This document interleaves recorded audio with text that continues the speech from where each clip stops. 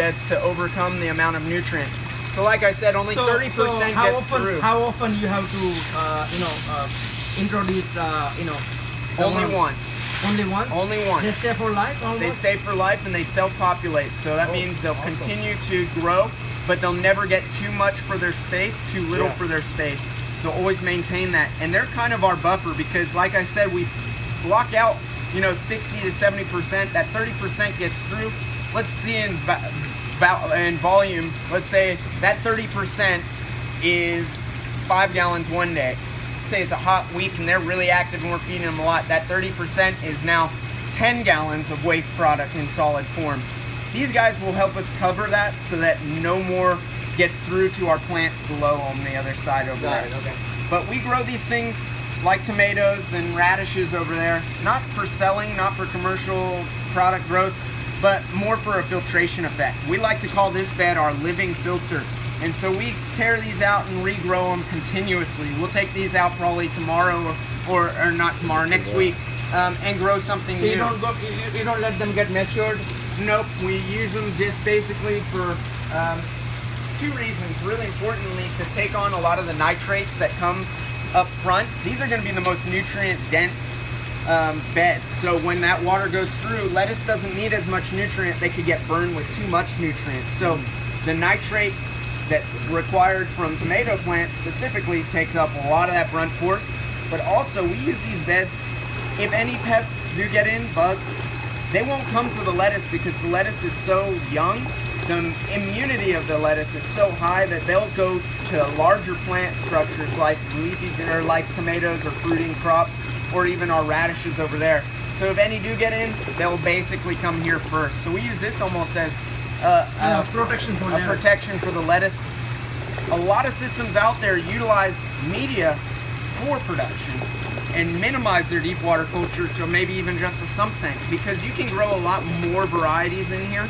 You can grow carrots, you can grow radishes, you can grow potatoes, corn, tomatoes. The media here, right? In media, oh yeah.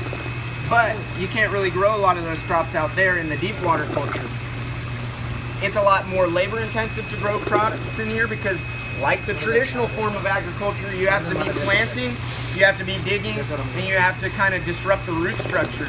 When we pull a head of lettuce out over here, like I showed y'all earlier, the roots just kind of unobstructed to that, and so that you don't have to really rely on pulling them out, tearing them out, and then we wrap these up, and these last that 3-week time period in your refrigerator. And we'll get a chance to go see a box. I showed them a box earlier, but we'll show you a box. One question about media beds. Yeah. Don't you see the feasibility, making profit-wise, how profitable media beds are, growing other products? If you get good at it, they can be very supplemental to your revenue that you're creating through your main product out in the deep water culture. But that also takes in a lot of inventory maintenance. So chefs will take anything from you because it's local and no one else can grow a lot of the things 90% of the year. So if you have the ability to grow things, they'll take whatever. And in our first system over there, we didn't grow just lettuce. That's why they're so deep. We had a whole bed of kale, a whole bed of basil. Oh, you're doing the microgreens as well? A lettuce, what? Microgreens, so just the lettuce? Microgreens, they don't grow out here. Oh, okay. You can grow those in our germination table really well, which we have as well. But with all those products, keeping the inventory on those was very difficult. So you do grow basil and stuff? Oh, easy. We were producing about 50 pounds of kale a day out of one grow bed a day.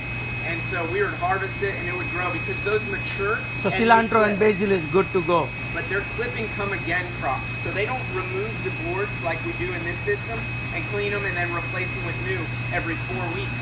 They stay in there for an 8-week period of time. You clip them, they regrow. You clip them, they regrow. Keep cutting, keep growing. To do that, you're really creating an environment that requires you to maintain it a lot more. When you have a big kale plant and you're clipping them and they come in again, it's inevitable to have mold at the bottom from dead leaves that drop down. That's susceptible to pests. That's really not an easy way to clean. These boards' useful life drops down considerably. With us, we take this grow bed, and remember, from that side to this side is only 4 weeks. When we take these these boards out, after we completely wipe out all of the lettuce that we are harvesting and packing, These boards go directly outside and we pressure wash them, sanitize them, and then bring them back to stock again. To keep that conveyor going, you're really producing the maximum amount this system is available to do. With other things, it's going to take a little bit more time, so that every grow bed you can't really see. Visibly, I can see what we have next week, what we have the week after, what we have the week after, and what after that, so that we can maintain a consistent crop yield.